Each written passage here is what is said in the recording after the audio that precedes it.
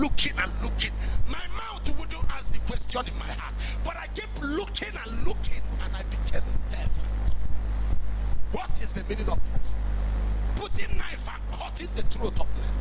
Entering the church where men are lifting their hands to worship Jehovah and running their open fire, climb the pulpit, do things and walk away. And I still came out, I was still looking to heaven. I was still looking. And there are many questions I wanted to ask, but I couldn't. Because we have been asking for years. We never got an answer. My people will perish when they lack knowledge. Not my enemy. I asked them, I said, you are aware that very day Jesus was in the spirit with the 12 in 11. All of a sudden, the Roman soldiers landed with a knife and pierce and fire. And as they came to pick Peter, pulled a sword, and he was ready to remove heads. And the soldier dropped the thing and picked up. Jesus rushed in here and went to Peter. I said, Peter, put that sword back. As a normal human being that can think well, that Peter had been holding utterance inside the church. I didn't see Jesus ask him. I said, what? Peter? So you get to church with the cutlass all the time. For what now? I didn't see Jesus express that. All I heard him say was, Peter, put it in there. Meaning still hold it. You can use it now when I am 100%. Hold it. A time will come. Friends, I think I am there. A time will come when you will it. But for now, if you raise it up, you will stop Calvary from becoming a reality. And by the time he finished, died and resurrected, I had him addressing the same disciple. He said to them, now, those of you that has 2 coats, sell one and buy a sword. He said, because now you need it. Because I'm going. And the world will hate you more than they even hate you. They will want to waste your life. And if you are not empowered with the weapon, you will be on the run all your life. Friends, before I could open my eyes, Jesus have gone. The word came with the persecution. I saw the whole disciple on the run. Everyone running and hiding. Jesus has to go to the border of a desert and block it and say, where are you running to? Where are you running to? And to run away? When you're supposed to defend my cause, no matter what. And he came back. Then I heard them saying, if you want to kill me, let me know. No. This time, you will not kill me. No. It was Samson that said, let me die with the enemy. No. In our generation, we are not dying with the enemy. Will die. We will continue our mission. Because we didn't make you an enemy. Now you make yourself an enemy. We are not dying with it. I watched that video and I saw that elderly woman looking for where to run. Doesn't know where to go. You know, you may not understand these things until you experience it. Both the pastor, both the assistant pastor, the choir master, the elders and deacons, abandon mama, everybody ran away. You only understand it when it happens. Nobody went back to say, Mama, yeah, let me help. Nobody, because they are not ready to allow that cutlass come on here.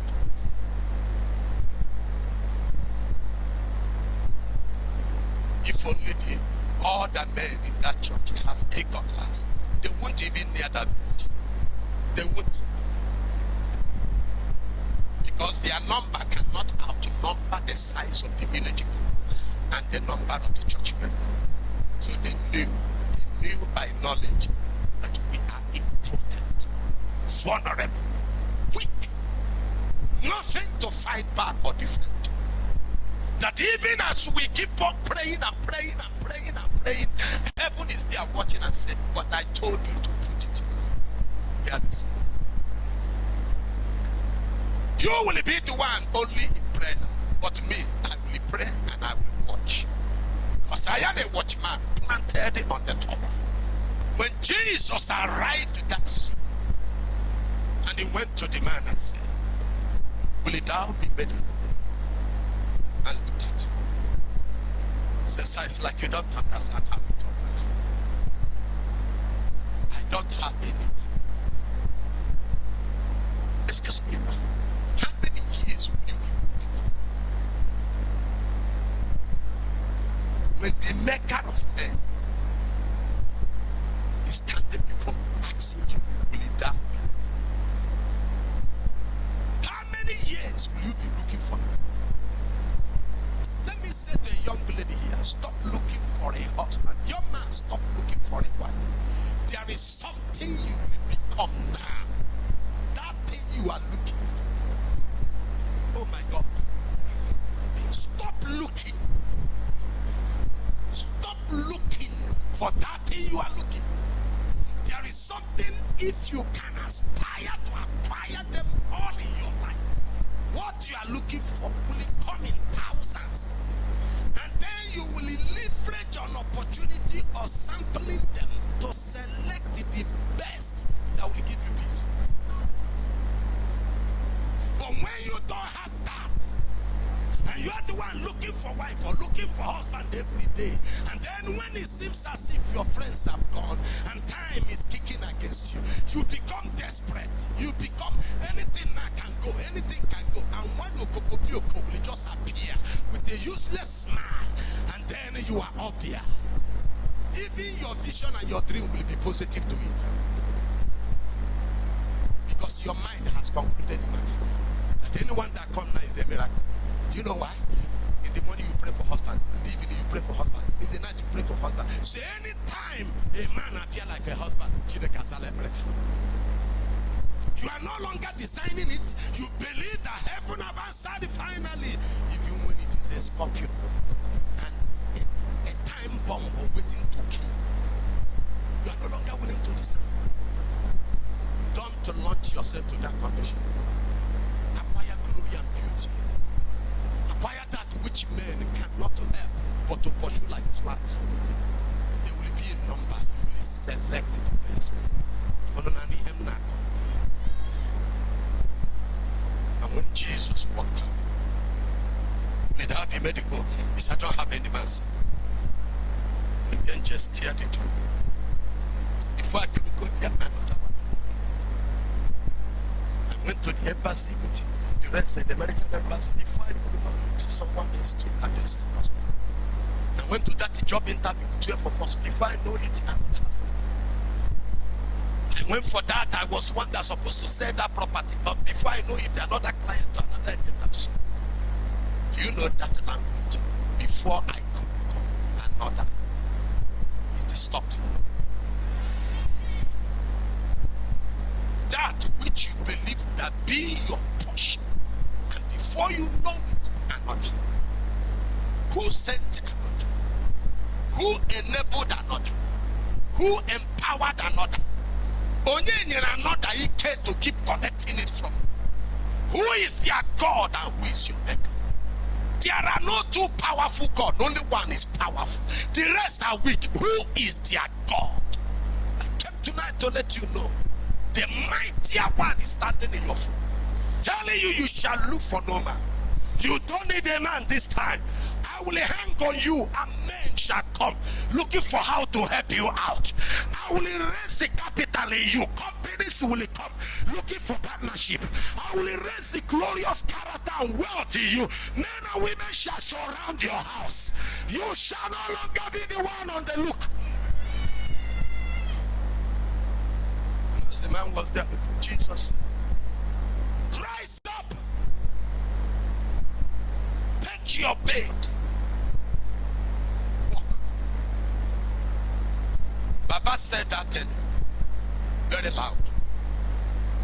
the presence of great multitude of sick people. Very loud. He didn't whisper. He shouted it.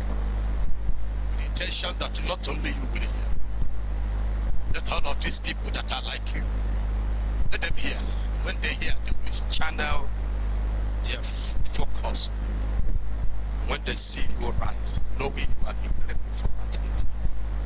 If they see you rise, there will be none among them that will keep quiet. No one will be silent. No one will keep their mouth shut as I am here. They will ask for help. Every organ in your body that has collapsed, every organ, vital organ, minor organs inside you that's supposed to be working in different ways, which circumstances, food, infection, and poisons have collapsed. Today, as they hear me talking the council of heaven, let them rise. Every part of you rise in the name of Jesus. So Jesus shouted, rise up. That shout was a cure to impotence. The man that couldn't rise, the man that never had energy, it was a cure to impotency. Rise up, dying and chronic business shall hear the voice of Jehovah. Jesus said, a time is coming when all that is in the grave will hear my voice, and they shall all come back to life. Whether they bury your marriage or bury your daughter, your husband or wife, they bury your health while you are here. As I scream, rise up! Everything shall rise in your life. Let them rise in your life. Let them rise in your life. Let them rise in your life. Take your seat.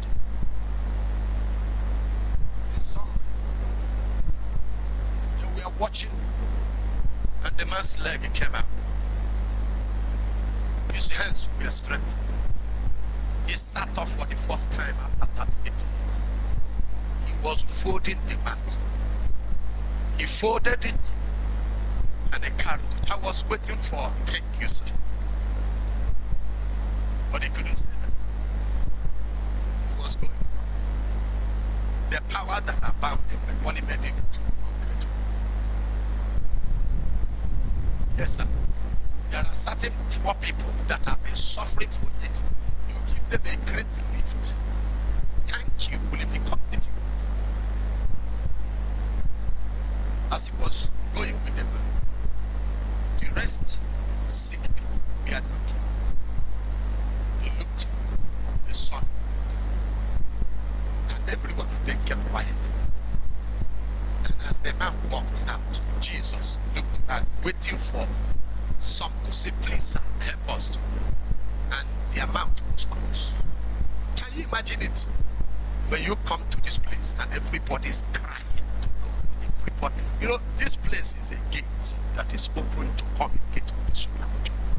When you come, the congregation of men is an opportunity to pin God down. Even if God doesn't want to look at you before. But because you are in the company of those who he loved, he will have no choice than to begin to function. No, I'm telling you the Bible truth. Did you remember the day King Jehoram or Jehoram of Israel with the King Jehoshaphat of Judea? We are going to war against Moab and discovered they had no water and the soldiers that they fed. The two kings and the king of Edom returned back to go and meet Elisha the man. When they came there and said, please, check for us whether we will win this battle. The man looked at the three kings. He pointed on the king Jehoram, the son of Ahab, the son of Jezebel. He said, if it were not been for Hezekiah, I wouldn't have looked at your face. I would have walked you out of this world. But because of his presence, I will ask heaven to come. So I bring me a musician. No, you need to understand this. That is why Jesus said, do not neglect the assembly of the brethren. Meaning, I don't say no, I don't want to go, I will pray in my house, I will pray anything, I pray in my house, I worship in my house. It may not be feeding. You are robbing your life and destroying the future of your children. Your maker said, don't neglect the gathering. On Thursday, on Friday, on Sunday, wherever there is a gathering of his people, and you are a member, go there.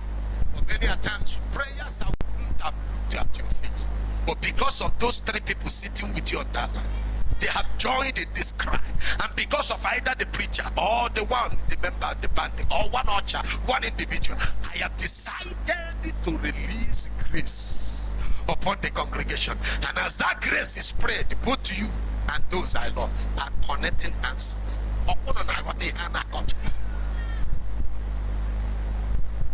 He said, if not to Hezekiah, I'll walk you out.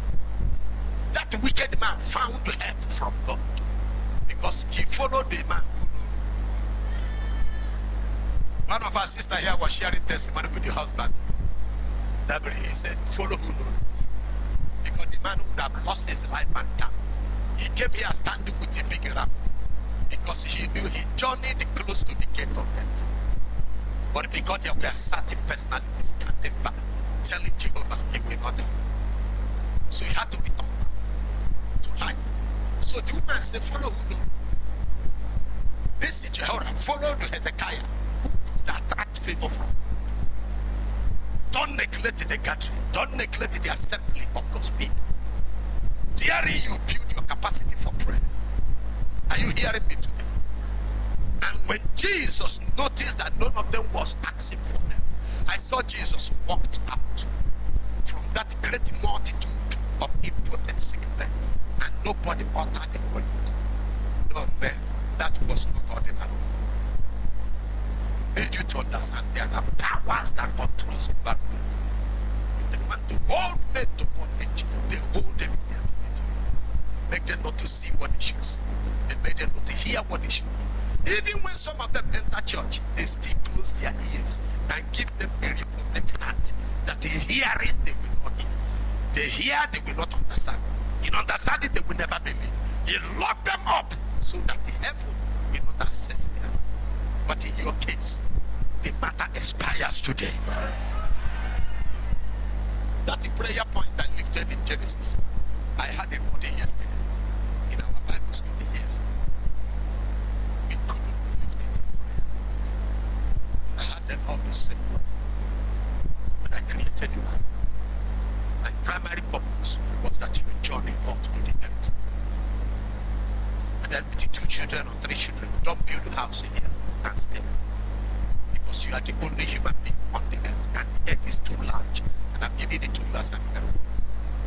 If you are building here, giving birth here, you may not spread in the next 1 million. But you join. As you join, you drop the first soul here. You join. You join again, you drop the second soul here. And the first son stand here. When he says subdue the earth, replenish it, and what? You can't do it at this point. So he allowed humanity to join. That is the mission of the church.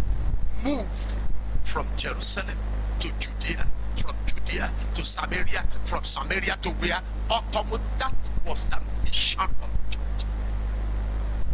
All this denomination we are finding building ground is an error to divine purpose. It has hindered the advancement of the gospel. It has created the chaos and division that we can't do together. Let me say what is said. When these people journeyed under the leadership of Nimrod, they came to China, a place they found their land leveled. Every human being wants to settle where there is a level. They say, let's settle here, let's live here. We can no longer continue going about. Let's build a city, a tower. Let's make a name for us. Don't make a name for us. Make a name for you. When you begin to gather a church and build a denomination, what name are you looking for? A name that you will, whenever you talk, is I am the GO or so and so Pentecostal liquid fire. You want to make a name, Jesus, and not for him. So as they were building and they're approaching heaven, did you see divine capacity in an illiterate? Nimrod never went to nursery school, he never attended any university. But did you see him constructing a tower, approaching the cloud? Even Dubai best engineer and architect have never designed it. Yet there was no rod in that structure.